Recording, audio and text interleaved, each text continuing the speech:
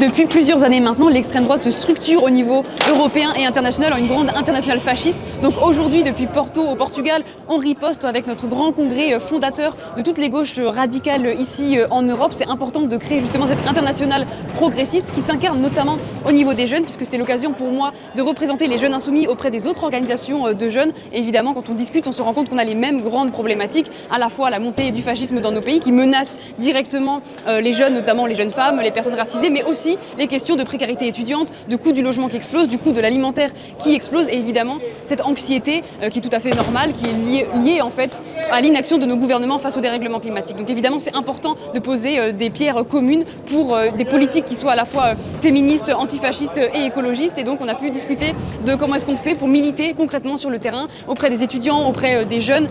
que ce soit dans les universités mais aussi au niveau des lieux de travail, parce qu'on sait que le travail est souvent extrêmement précaire pour les jeunes, avec justement des emplois courts